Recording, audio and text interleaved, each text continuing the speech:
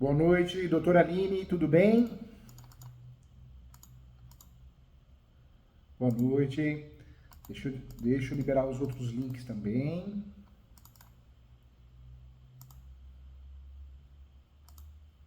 Agora sim.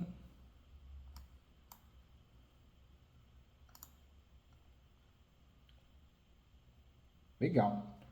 Tá liberado aqui os links, os outros grupos também.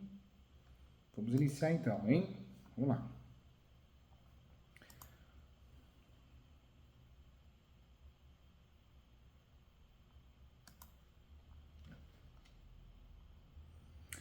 Vamos lá, pessoal. Vamos iniciar então mais um grupo de estudos, mais uma aula. E hoje eu quero falar sobre incorporação, que é um nicho de mercado muito importante, um nicho de mercado que merece nossa atenção especial. Nós vamos falar sobre incorporação, mas também outras formas, outros investimentos que nós podemos fazer no mundo dos negócios, das transações imobiliárias. Quando eu falo de transação imobiliária, o que eu quero deixar claro aqui? Nós temos muitos meios no direito imobiliário, muitas áreas, muitos setores que nós podemos atuar como advogados. Então é um nicho gigantesco. Como investidores, meu Deus do céu, não acaba mais, né? Não acaba mais. É importante deixar claro que trabalhar com leilões de imóveis, compra e venda, locação, adicados da Caixa, compra e venda de posse, nós temos um nicho gigantesco para atuar. Então vamos lá, vamos iniciar com muito carinho aqui. E eu quero falar das possibilidades que nós temos dos investimentos das transações imobiliárias. Lembrando que nos investimentos e transações imobiliárias, o advogado que vai atuar nessa área, nós precisamos auxiliar o nosso cliente. Então precisamos conhecer muito bem o que é due diligence, é necessário conhecer o que é due diligence, compliance imobiliário, é necessário conhecer e aplicar no momento oportuno, sem falar das relações contratuais, né? É também importante. Então, vamos juntos tratar desse assunto tão importante aqui. Vamos lá. Vamos lá no artigo 108 do Código Civil. O artigo 108 do Código Civil esclarece que toda transação imobiliária acima de 30 salários mínimos deve ser feita por escritura pública. O artigo é muito claro nesse sentido. Começar a falar, iniciar a nossa aula sobre transações imobiliárias, nós precisamos sim falar que, de fato, o artigo 108 é um divisor de águas. Toda transação imobiliária acima de 30 salários mínimos tem que ser feita por escritura pública, tabelão de notas. Tabelão de notas, escritura pública. Temos que usar os serviços do cartório do tabelão de notas para conseguir fazer o registro, a efetividade do registro. Quando eu falo de investimento em imóveis, eu preciso lembrar que eu posso investir em imóveis regularizados, ou seja, estou comprando de quem é proprietário, de quem realmente é dono, e posso investir em imóveis irregulares, estou comprando do possuidor. Tanto na transação imobiliária de imóveis irregulares, quanto na transação imobiliária de imóveis regularizados, eu preciso sempre aplicar os atos iniciais, o due diligence. E como que eu faço isso? Atos iniciais de due diligence são pesquisas. Eu vou pesquisar a vida do vendedor, se eu sou comprador. Eu vou pesquisar o imóvel. Eu começo sempre pela certidão de propriedade atualizada. A certidão de propriedade atualizada é a certidão que me possibilita, sim, saber se quem está vendendo é dono, se quem está vendendo é proprietário. É a certidão de propriedade atualizada. Eu posso e devo também ter acesso à certidão negativa de débitos condominiais, eu estou falando de condomínio. É uma certidão também que nos interessa, uma certidão eficaz. Quando eu falo dessa certidão de débitos condominiais, é justamente para que eu não assuma uma transação imobiliária onde eu acabe comprando um imóvel e assumindo uma despesa condominial. Então, também é importante. A pesquisa em relação ao imóvel se dá, se for condomínio, a certidão de cotas condominiais, para que eu possa verificar se não existe nada de atraso, mas também é importante informar que eu vou pesquisar também tributos, né? Tributos, União, Estado e Município. E isso eu pesquiso com facilidade, até uma certa facilidade, porque eu vou fazer essa pesquisa através dos sites, dos links disponibilizados pelos órgãos públicos, a União, o Estado, o Município, digitando no Google, muitas vezes o Google já me encaminha o link, é uma realidade. Então eu preciso, nessa pesquisa, nesse due diligence, nos atos iniciais, na auditoria imobiliária, o primeiro passo é conhecer o imóvel, se realmente quem está vendendo é o possível proprietário, né? Isso provado pela matrícula. Se não, só pode me vender a posse. É o começo de tudo, para que eu possa saber que tipo de negócio imobiliário, transação imobiliária eu estou participando. Até para acertar o contrato, porque eu não posso fazer uma transação imobiliária com um contrato de gaveta. Eu tenho que fazer por escritura pública, porque o artigo 108 do Código Civil, ele exige que seja feito por escritura pública. Então, detalhe, muito importante isso, hein? Quando eu compro um imóvel irregular, também não é compra e venda. Quando eu compro um imóvel irregular, o caminho correto, a situação deve ser resolvida, sim, através do contrato de cessão de direitos possessórios e afins. Esse é o contrato correto para que eu possa investir no imóvel com muito cuidado, no imóvel irregular. Claro que sempre existirá um risco, o ideal é sempre comprar imóveis regulares, mas no Brasil não há que se falar que não existem transações desse gênero. É do dia a dia, 75% dos imóveis no Brasil são irregulares. Então, esse mercado existe, né? Muitas transações de imóveis de contrato de gaveta. Então, eu preciso sim entender que o primeiro passo é conhecer o imóvel, para saber que tipo de transação eu estou fazendo. Se eu estou comprando um imóvel regularizado, eu vou descobrir isso através da certidão de propriedade. Eu vou fazer uma escritura pública e, posteriormente, o registro da escritura pública no cartório depois do recolhimento do TBI. Posso até, antes disso, fazer um contrato preliminar para fechar o negócio, para amarrar o negócio. Se eu estou comprando um imóvel irregular, o ideal é que eu faça um contrato preliminar e o segundo contrato, após as pesquisas, seja, de fato, o contrato de cessão de direitos possessórios e afins. Então, esse é o contrato, esse é o mundo ideal. Cuidado, hein? É importante identificar qual o contrato correto para o tipo de transação que eu vou investir, para que eu não tenha prejuízo. Quando nós falamos aqui de transações imobiliárias, negócios imobiliários, inclusive rentáveis, nós temos esses dois caminhos, os imóveis regulares e os imóveis irregulares. Muitos investidores compram imóveis irregulares para vender, regularizam e vendem. O professor presta serviço para vários investidores do Brasil todo, o professor advoga no Brasil todo. E eu percebo muito que as pessoas ganham muito, mas muito dinheiro com isso. Uma construtora que só tem construtora no nome, recentemente faturou mais de 3 milhões, né? Com compra e venda de posse. Então, realmente é um mercado que muita gente desconhece, tem medo, tem receio, mas pode comprar um imóvel irregular e pode vender um imóvel irregular, não tem nada de errado, não tem crime. Não confunda com loteamento clandestino irregular, que é outra coisa. Né? Então é outra coisa. A posse pode ser comprada e pode ser vendida graças ao enunciado 492 da 5ª Jornada de Direito Civil. Então, importante fazer o due diligence, tanto na transação de imóvel irregular quanto de irregular. Quando eu falo de due diligence, o que é importante saber também dentro desse panorama? Eu preciso também, no due diligence, ter acesso às partes envolvidas, não só o imóvel, mas as partes envolvidas. E nesse due diligence é importante, sim, também fazer pesquisas de quem é o vendedor, seja possuidor ou proprietário. Eu vou fazer a pesquisa em nome do vendedor, da vendedora, dos vendedores. E essa pesquisa se dá através de certidões. Certidão do distribuidor civil, anote aí, da esfera federal e da esfera estadual, certidão do distribuidor criminal da esfera estadual e federal, certidões de protestos, do cartório de protesto da localidade do imóvel onde reside o vendedor, se residir em um local diferente, então, certidão de protesto, e também vou fazer a pesquisa, e essa pesquisa é necessária, a certidão trabalhista, né? Também são duas, ações e execução trabalhista, é necessário, é importante fazer isso, essa pesquisa é necessária. Então nós temos dentro desse raciocínio aqui, o due diligence, que é uma pesquisa feita em relação ao imóvel, para saber se existem pendências vinculadas ao imóvel e de quem é o imóvel. Em relação ao imóvel, eu faço as pesquisas do seguinte caráter, né? Certidões de distribuidor civil é da pessoa, certidão de propriedade é do imóvel, então em relação ao imóvel eu vou pesquisar o imóvel, mas sempre pesquisar também se existem tributos vinculados ao imóvel. E aí eu vou pesquisar certidão negativa da União, do Estado e do município em relação a ações ou débitos envolvendo aquele órgão público, aquele ente federativo. Então, isso é importante. Em relação às partes, sempre a certidão do distribuidor civil e do distribuidor criminal, da esfera estadual e da esfera federal. Não podemos esquecer das certidões de protesto, cartório de protesto. E muito importante também, sempre analisar a trabalhista. Cuidado, se eu estou comprando um imóvel, que parte dele é regular e a outra parte é irregular, isso acontece muito no Brasil, não podemos jamais esquecer que esse tipo de transação é chamada de mista, híbrida, e acontece muito no Brasil.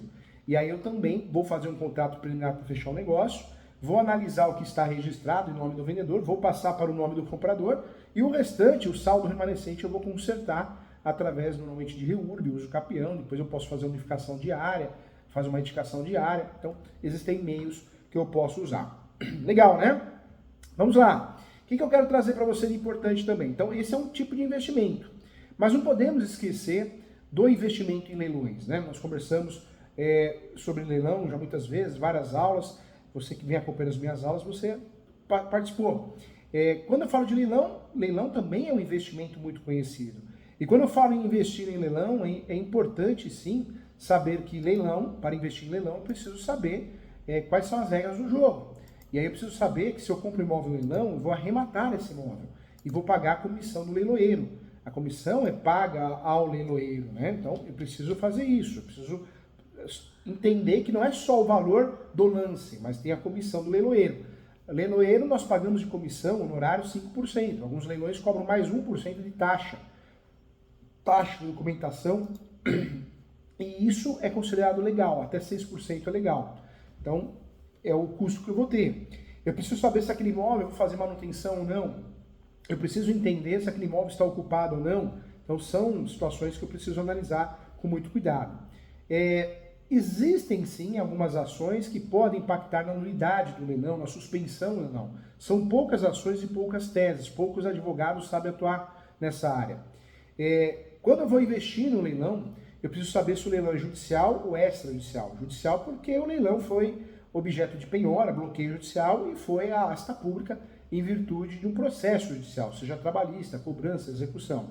O leilão extrajudicial é porque o imóvel foi por vontade própria do proprietário, que é muito comum, ou o banco, uma instituição financeira, contratou o leiloeiro num financiamento imobiliário que não foi pago, convalidou o imóvel, assumiu o imóvel de novo e passou para o leilão para que seja arrematado o imóvel no leilão.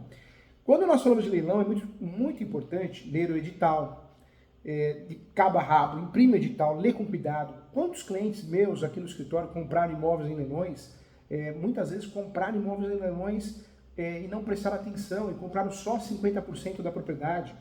Quantos clientes meus aqui do escritório compraram um apartamento no leilão com preço, mas a vaga de garagem era uma vaga autônoma, então a vaga do garagem não foi.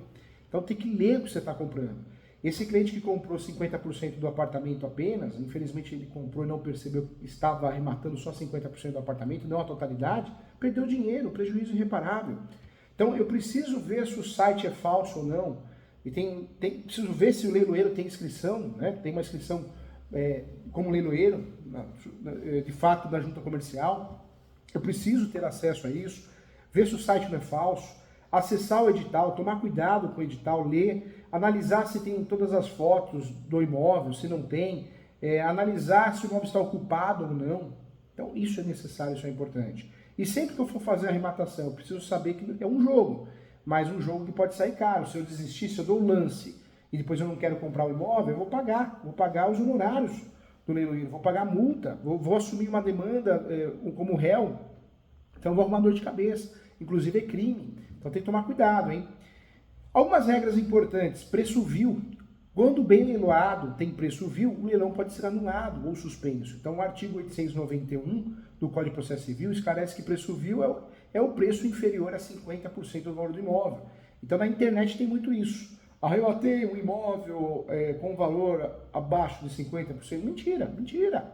Mentira porque o leiloeiro, se permite isso, ele está dando a tese de nulidade desse leilão. Na verdade, eu só posso arrematar, mas nunca inferior a 50% do valor do imóvel. Se eu arrematei um imóvel com um percentual inferior a 50% do valor que vale, pronto, esse leilão ele é nulo. Pode gerar nulidade, podemos ter problema com a suspensão, é uma realidade. A defasagem na avaliação do imóvel, você acha e encontra lá os documentos, houve uma avaliação há um ano atrás, cuidado, hein? A publicação, segundo o artigo, publicação do edital, segundo o artigo 887, também ela não pode ser tardia, ou seja, no mínimo 5 dias antes. Então, cuidado. Intimações e notificações também devem ser feitas, né, ao executado, ao marido, à esposa do executado. Então, existem motivos que podem gerar a nulidade do leilão e a gente precisa tomar cuidado, precisa ficar atento para poder, de fato, não errar. Tem várias situações, eu falo do preço vil, eu falo da defasagem na avaliação, se é bem de família, se existe ausência da publicação do edital ou do imóvel no site, na internet, falta de publicação em jornais de grande circulação, publicação tardia menos que 5 dias, né? 5 dias no mínimo antes. A ausência de imagens do bem leiloado, isso gera nulidade, suspensão. A ausência do pagamento do lance do arrematante ou fiador. A falta de intimação do executado sobre o leilão. A ausência de intimação de todos os credores. Falta de intimação da esposa, marido, executado.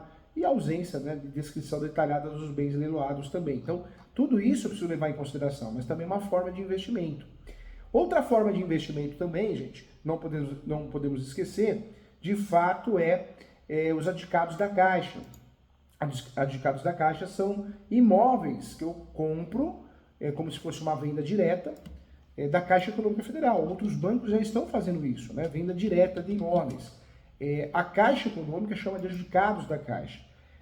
Também é uma forma que eu tenho de comprar imóveis com preço, de fazer bons negócios, boas transações, investimentos rentáveis, né? Então eu consigo, tendo acesso a um corretor devidamente cadastrado, ou o próprio site da Caixa você consegue, pelo sistema online, o imóvel é vendido a quem apresenta a maior proposta no momento em que o cronograma chega a zero, né? E caso o cronograma, ou o cronômetro, chegue a zero sem apresentação de proposta, o imóvel é vendido a primeira proposta apresentada, obedecendo o valor mínimo do edital. Então existe isso, os adicados da Caixa, venda direta. Então é interessante sim, é uma forma de investir. O objetivo do programa é a produção, de fato, o banco ganha dinheiro com dinheiro, né? Então, para o banco não é interessante ter vários imóveis, é despesa, é gasto, não é liquidez. Então, é muito interessante, se você não conhece adicados da Caixa, é uma forma de investir muito boa, muito interessante. Então, temos mais uma aí. Outro tipo de investimento é o investimento no imóvel na planta, né? Muita gente gosta de investir em imóveis na planta. E quando eu falo de imóveis na planta, alguns cuidados nós temos que ter. Nós precisamos entender qual que é a incorporadora que eu estou investindo, né? Cuidado, incorporadora é uma coisa, construtora é outra e temos um banco que financia. É claro que hoje nós temos construtoras poderosíssimas, incorporadoras, que são a mesma coisa, fazem de tudo, mas eu preciso entender. Quando eu vou comprar um imóvel, de fato, um imóvel na planta, nós sabemos que precisamos orientar muito bem o nosso cliente em vários sentidos, né? Primeiro, se comprar na internet, tudo que você compra pela internet, você tem 7 dias para desistir. É o primeiro ponto. Imóvel na planta, normalmente nós vamos lá e fechamos o negócio no estande de vendas. Mas você pode tentar um distrato. Distrato é um acordo para finalizar o negócio depois de comprado, né? Se não deu certo o distrato, a incorporadora, a construtora quer descontar muito, você pode usufruir da ação de rescisão de contrato. É uma ação para rescindir o contrato, pode pedir tutela antecipada. Os direitos dos compradores de imóveis na planta, gente, são regulamentados pela Lei 13.786 de 2018 e inclui a proteção contra a entrega de um imóvel que não atenda às expectativas previamente acordadas. Então, isso é importante. Os compradores também têm o direito de saber quando o imóvel será entregue e exigir que todas as obras prometidas sejam concluídas no prazo previsto, né, sob pena de obrigação de fazer. Então, nós temos sim direito dos compradores. Então, é importante conhecer esses direitos. Cuidado, é importante saber que quando você compra imóvel na planta, você não pode aceitar venda casada. Então, a taxa ZAT ou SAT, que normalmente é SAT que é utilizada em São Paulo, é uma taxa que não pode, ela é indevida, né? Você cobrar uma taxa de documentação, a construtora cobrar do comprador, então não pode. Comissão do corretor, já foi indevida. Hoje, se o contrato de promessa, compromisso com compra e venda tem uma cláusula em negrito, em destaque, nós temos que pagar o corretor de imóveis. Então, é importante saber disso. Em relação ao atraso, né? A construtora pode atrasar sim, existe o prazo de carência do atraso na entrega. Esse prazo de carência, se não for respeitado, né, passou esse prazo de carência, cabe sim ação. O nome da ação é ação de perdas e danos, ou seja, uma ação por danos materiais os aluguéis que você está pagando, porque seu imóvel não saiu, e danos morais. O atraso na entrega do imóvel pode ocasionar, sim, danos materiais, que são os gastos extras com aluguel e outro imóvel, e os danos morais, o que gera indenização ao comprador, é uma realidade. Quando nós falamos aqui, a lei, existe a lei de extratos, né? A chamada lei dos extratos, a lei 13.786, que é um grande nicho de atuação do advogado, ela esclarece que a rescisão do contrato e devolução dos valores pagos tem que devolver. E essa devolução pode ser de 70%, em alguns casos 50%. Alguns juízes aplicam o Código de Defesa do Consumidor, então isso é importante. Existem as ações revisionais, que eu posso, quando eu financio o imóvel, eu posso usufruir delas, né? Mas são ações que eu costumo dizer perigosas, caras, e muitas vezes não dão em nada, então precisa tomar cuidado. Existem algumas situações importantes na lei do extrato que regulamenta situações de atraso na entrega de imóveis, que estabelece direitos claros, né, para os compradores. E segundo a legislação, se a construtora atrasar a entrega do imóvel, se uma justificativa prévia, o comprador ele pode ter direito à rescisão do contrato, devolução dos valores pagos, a indenização pelos lucros cessantes, indenização por danos materiais e morais e a inversão da cláusula penal moratória, que é a cláusula que se refere à multa estipulada e aplicável em caso de inadimplemento do comprador, e com isso pode-se pedir a inversão e aplicação da construtora que não cumprir o prazo de entrega. Também exigir o cumprimento do contrato também, se o comprador não deseja rescindir, pode pedir, de fato, a obrigação de fazer, exigir o cumprimento do contrato. Nós temos vários entendimentos nesse sentido, e eu trago aqui o papel do STJ, é fundamental. Nós temos vários temas, decisões relativas aos temas, né? Então nós temos aqui o tema 970, que esse tema ele abordou a possibilidade de acumulação da indenização por lucros cessantes, com a cláusula penal nos casos de inadimplemento do vendedor por atraso na entrega do imóvel em construção. Segundo a tese firmada pela STJ, a cláusula penal moratória tem a finalidade de indenizar pelo adimplemento tardio da obrigação, e normalmente o valor é equivalente ao locativo, né? Desse modo, afasta a acumulação com outros lucros cessantes.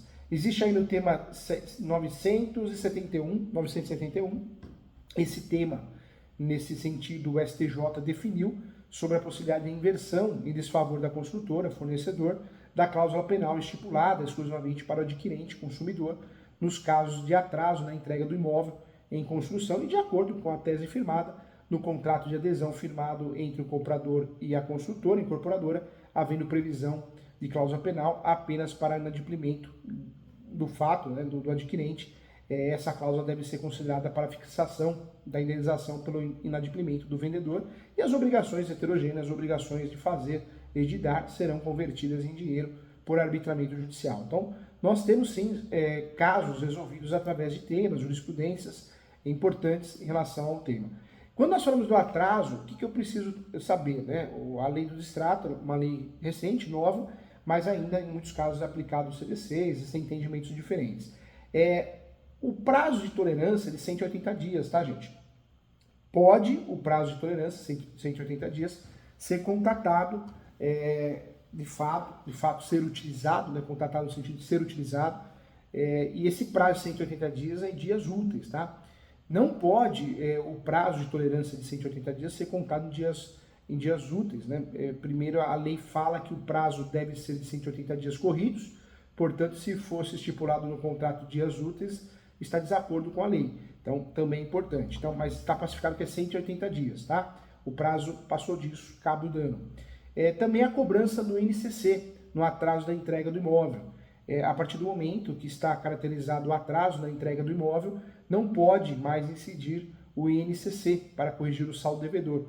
E o motivo é claro, né? O motivo é para não aplicar mais o INCC, que é utilizado para corrigir o saldo devedor, o que, portanto, aumenta o valor da dívida e não é justo com o consumidor, o comprador, também é um ponto importante estar pacificado. Outro ponto também que eu queria falar, o atraso na entrega, ele gera, sim, direito de cobrar os lucros cessantes, tá? Isso também já está pacificado. Outro ponto, o atraso na entrega do imóvel gera dano moral, sim. No Brasil, nós temos decisões de 5 que vão de 5 a 15 mil, depende do valor do imóvel, mas é uma realidade. Uma pergunta que foi feita, professor Júlio, o que é possível fazer em atraso da entrega?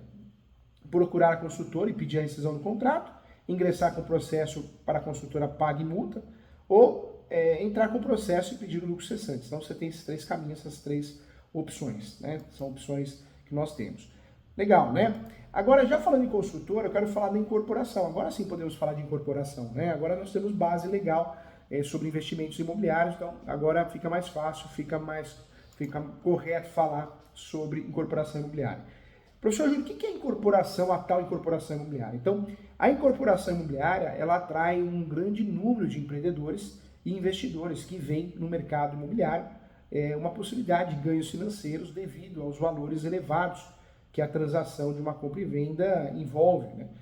Contudo, é importante saber que é complexa a transação, então poucos profissionais dominam esse assunto de verdade. E é fundamental compreender os inúmeros aspectos legais, né, em todas essas fases do projeto. O advogado pode atuar, sim, na incorporação imobiliária, pode atuar até antes, né, na compra, na aquisição dos imóveis, ou cessões, ou parcerias, e pode atuar durante a incorporação, né? Isso é muito comum. E ao fim da incorporação, com a entrega, pode atuar no pós-atendimento também. Então, é um nicho muito interessante. A incorporação imobiliária, gente, ela é regulamentada na Lei 4.591, de 64, é uma lei antiga, mas continua sendo utilizada. E a incorporação imobiliária é um processo legal que consiste na preparação e a viabilidade legal, econômica, inclusive ambiental, de um projeto imobiliário residencial ou comercial para a posterior venda parcial total do imóvel. O incorporador, que pode ser uma pessoa física ou jurídica, tanto faz, pode ser pessoa física ou jurídica, hein? Ele obtém todas as licenças, né? Tem que obter, junto com essa equipe que ele tem multidisciplinar, obter todas as licenças, aprovações, certidões necessárias, junto aos órgãos públicos para realizar a construção de edificações em condomínios de unidade autônomas, né? Em casas isoladas ou geminadas, né? Provenientes de desmembramento, de loteamento. Na nova redação, nós temos a Lei 14.382, de 22, que pode ser comercializado o imóvel ainda em incorporação, em fase de construção, e até antes, né? Até antes, literalmente na planta, como o próprio nome diz, ainda na fase do projeto, ou seja, na planta mesmo. Então, por isso é interessante comprar imóvel na planta, porque quando você compra imóvel na planta, existe uma valorização, é um grande investimento. Claro que temos que tomar cuidado, mas ainda é um bom investimento, mas sempre analisar se existe a incorporação, porque se você compra de um construtor que não fez uma incorporação, ou seja, uma incorporação irregular, você corre o risco do sujeito pegar o seu dinheiro e sumir, né? E sumir. Então, é um risco. Então, é um processo longo, mas necessário, né, gente? Então, é importante ter um assessoramento, uma assessoria. Como atua a incorporadora, a chamada incorporadora imobiliária, a incorporação? Construtor constrói, banco financia, incorporadora faz todo esse projeto, cuida desse projeto. Para compreender o que faz uma incorporadora, uma incorporação imobiliária, é preciso entender que há 4 figuras nesse processo. Então, a incorporadora imobiliária, que é responsável por buscar uma área para a viabilização da obra e comercialização das unidades autônomas, ponto. O proprietário do terreno, o chamado terrenista, né, que é aquele que cede o terreno para a edificação do projeto imobiliário. A construtora, que vai executar a obra com recursos e materiais e emprego de mão de obra. E o comprador do imóvel, né, que é o interessado na aquisição de uma ou mais unidades autônomas para residir ou investir. Lembrando que ainda existe o banco, né, a instituição financeira que financia. Tem incorporadora que é construtora também e vice-versa. O que pode tornar o tema confuso, gente, para algumas pessoas, é que às vezes a figura de algumas desses participantes, de fato, né, pode ser uma só, e frequentemente são, né, uma pessoa só, ou são parceiros, né, então é importante. Então, vamos lá. A incorporação imobiliária, gente, ela é responsável pelas etapas, e são várias etapas. A primeira etapa é a elaboração do projeto. É o primeiro passo, é a elaboração do projeto arquitetônico do empreendimento, que deverá ser feito por um profissional habilitado. Esse projeto deve atender às normas urbanísticas e técnicas vigentes, como também as exigências dos órgãos públicos responsáveis pela aprovação.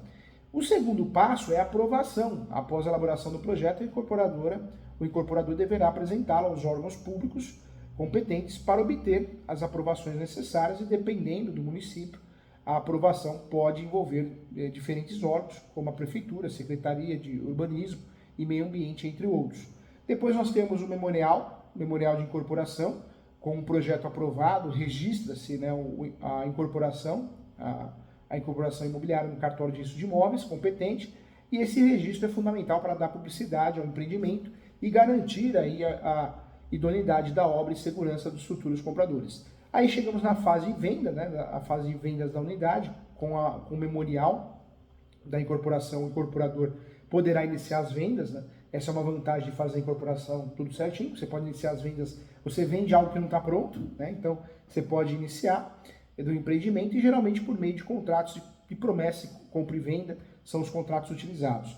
E aí depois, com a conclusão da obra e entrega do empreendimento, por fim, após a construção do empreendimento, o incorporador é responsável legal pela entrega das unidades aos compradores conforme o projeto aprovado e o prazo estabelecido. Então, esse é o caminho da roça, gente, esse é o caminho da incorporação, né? Esse é o caminho que nós vamos perseguir, buscar para ter sucesso nesse tipo de negócio. Então, trazendo algumas respostas, né? Professor Júlio, o que é incorporação imobiliária? Então, podemos dizer sim que a incorporação imobiliária é um conjunto de processos voltado, direcionado, focado na construção de empreendimentos de unidades autônomas com a finalidade de alienação. A sua venda ainda na planta ou em processo construtivo, como muitos falam, né, para mais uma pessoa, é esse tipo de negócio, é o tipo de objetivo da incorporadora ou da incorporação imobiliária. Esse tipo de negócio, gente, ele é regido por lei, a Lei 4.591 de 64, substituindo, né, no passado uma outra lei que versava sobre a alienação de edifícios de mais de 5 andares.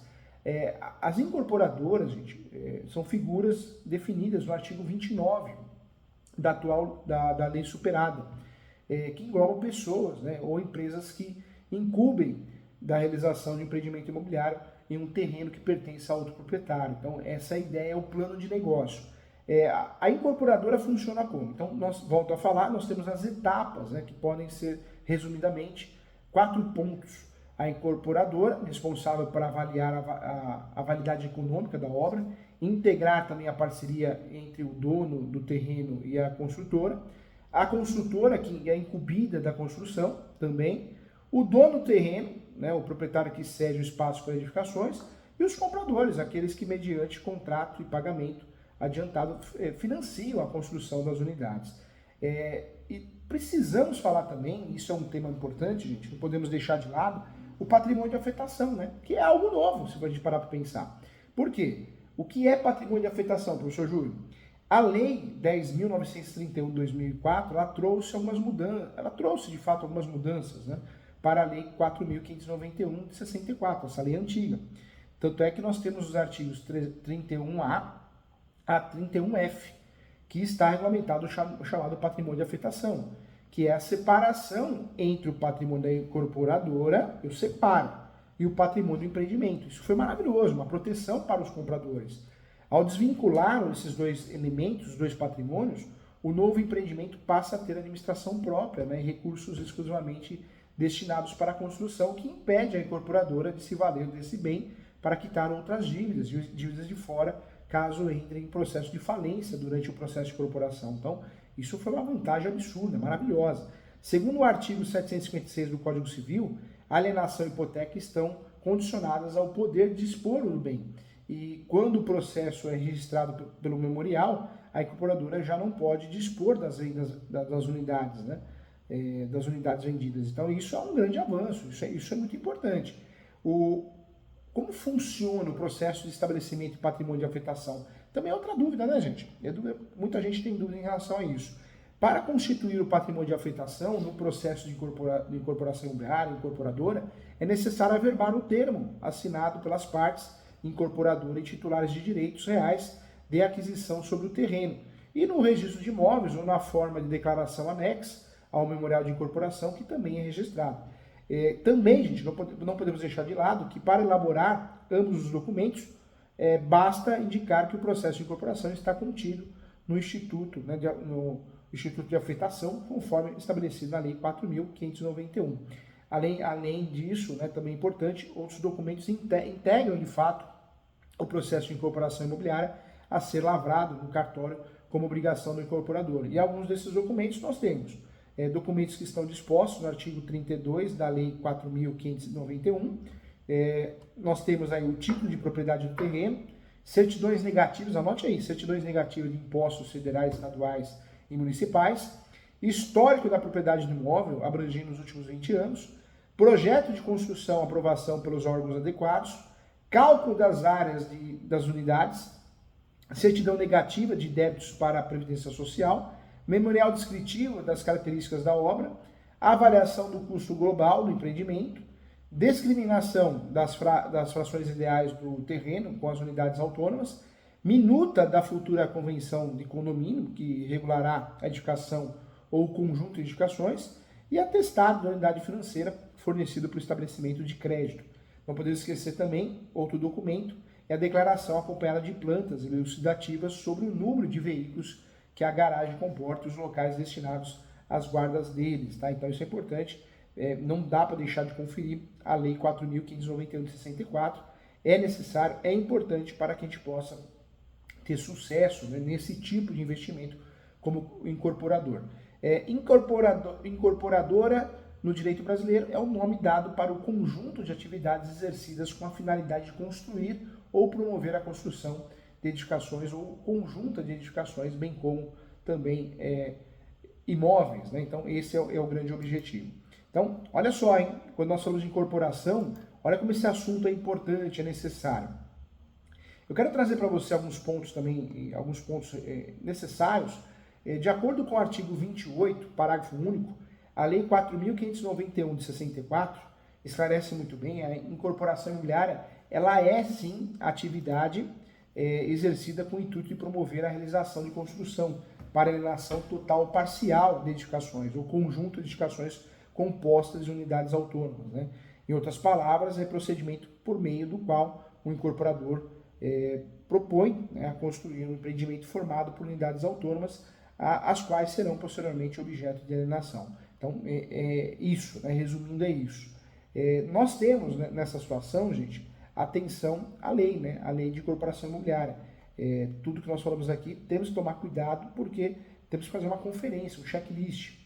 Em relação às certidões, além dos documentos do imóvel e da obra, o incorporador também deverá apresentar algumas certificações.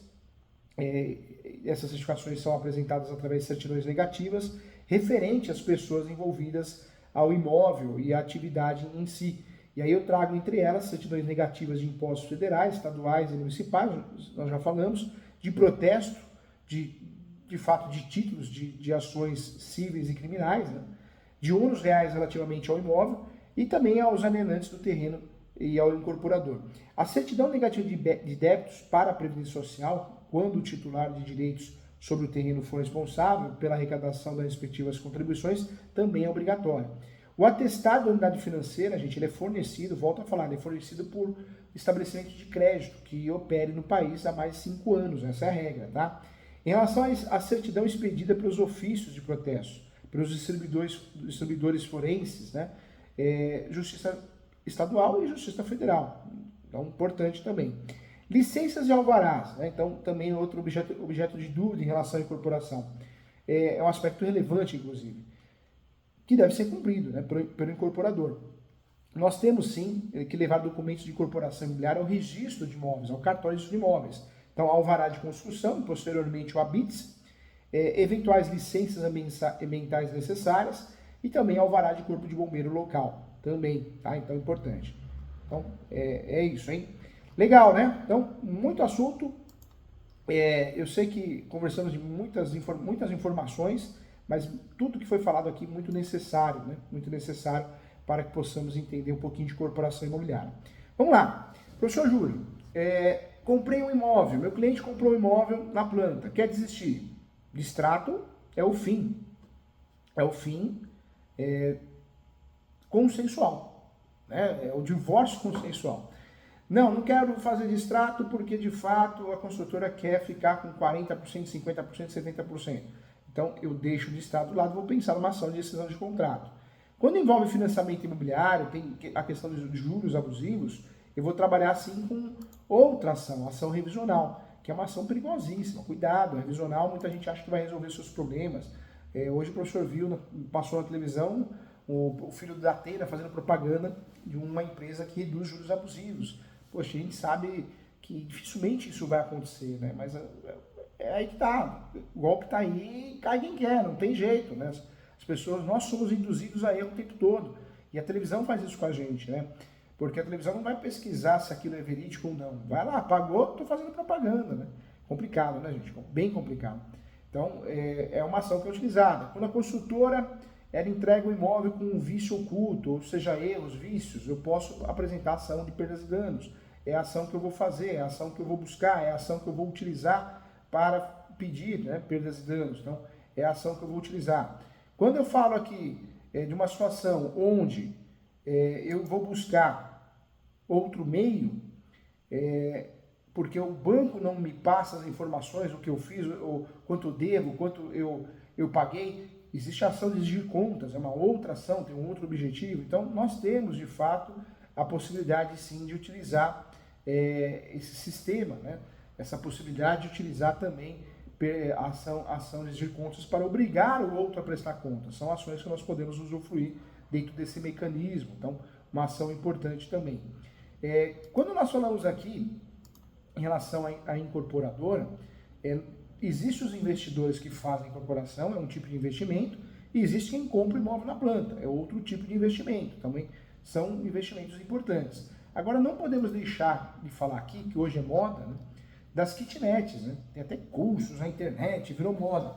Mas é interessante realmente, quem tem a possibilidade de construir kitnets, é um investimento muito interessante para quem tem a possibilidade de construir, tanto para alugar ou para vender. Realmente é interessante, é algo que o público procura, é comum, né? Então, as kitnets. Não podemos esquecer, não podemos deixar de falar, sim, isso também é importante, é necessário falar sobre a locação. A locação, nós sabemos que tem a lei do inquilinato, a lei 8.245 de 91, que trata da locação residencial, não residencial e por temporada. São investimentos que nós podemos fazer, a locação é um investimento, é muito rentável, são investimentos interessantes também. Lembrando que nós temos a locação tratada pelo Código Civil, que é a locação de espaços publicitários, como outdoor, vaga de garagem autônoma, hotel, motel, aparte hotel, e temos o Estatuto da Terra, que vai tratar de locação, né? Em regra, o Estatuto da Terra vai tratar de locação também, e dentro do Estatuto da Terra nós temos os imóveis rústicos, rurais, então arrendamento rural.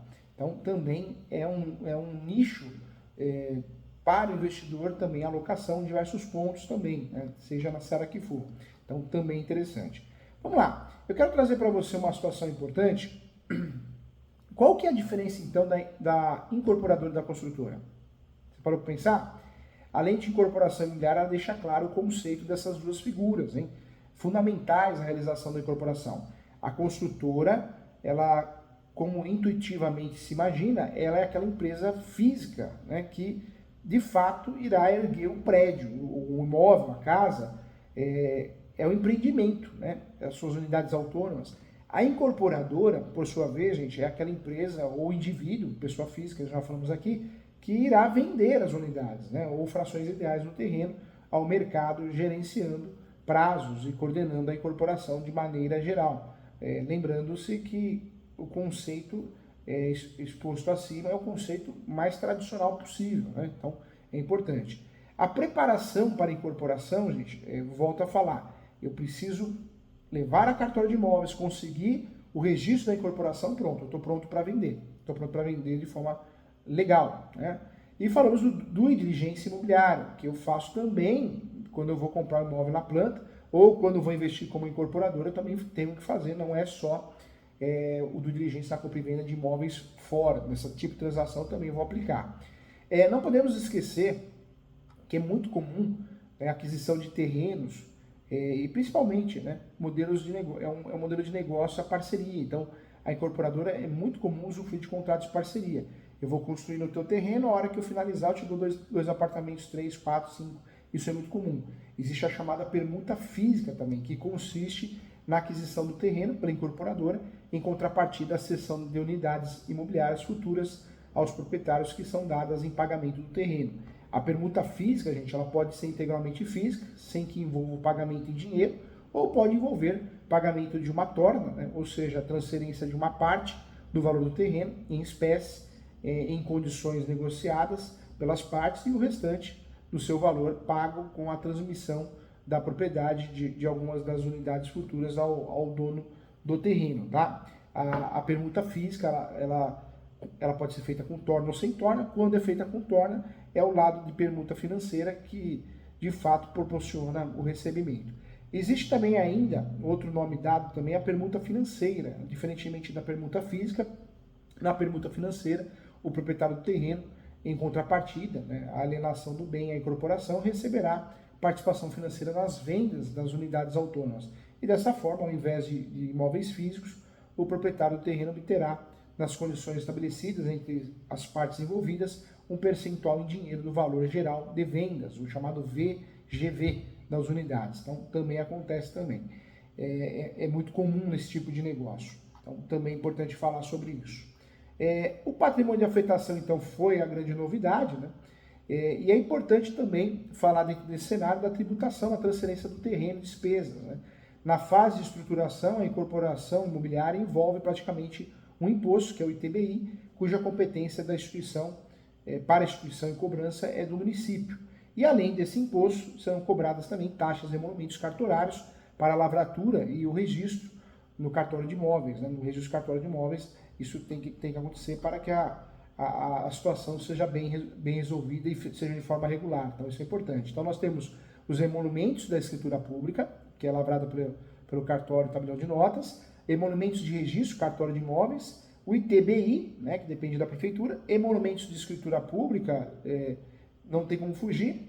E lembrando sempre que as fases da incorporação, nós temos o estudo da viabilidade técnica, econômica e jurídica, a negociação e celebração de contrato particular com o proprietário do terreno, pode ser uma permuta física ou financeira, o due diligência imobiliário e o estudo de viabilidade, o planejamento estrutural e a elaboração do projeto, a submissão do projeto à prefeitura do município, análise para aprovação, e aí vem a celebração do contrato competente para aquisição do terreno, registro da incorporação no cartório de imóveis, execução das obras e vendas das unidades, que vão gerar pós-atendimento, né? As vendas das unidades na planta ou depois de concluídas, e a expedição de averbação em cartório de certidão de baixa e habites também. Não podemos esquecer também que a execução de serviço de manutenção e pós-vendas durante o prazo de garantia da obra também. Muita coisa, né, gente? Muita coisa. Conversamos sobre muitas coisas. Parabéns para você que participou aqui da aula, né? Tudo é feito com muito carinho dentro do nosso estudo aqui para que você possa ter conhecimento, para que possa conhecer novos nichos de mercado, tá? A ideia é essa. Então, parabéns para você que participou da aula. Com certeza, tudo foi feito com muito carinho para te ajudar, tá bom? Um abraço.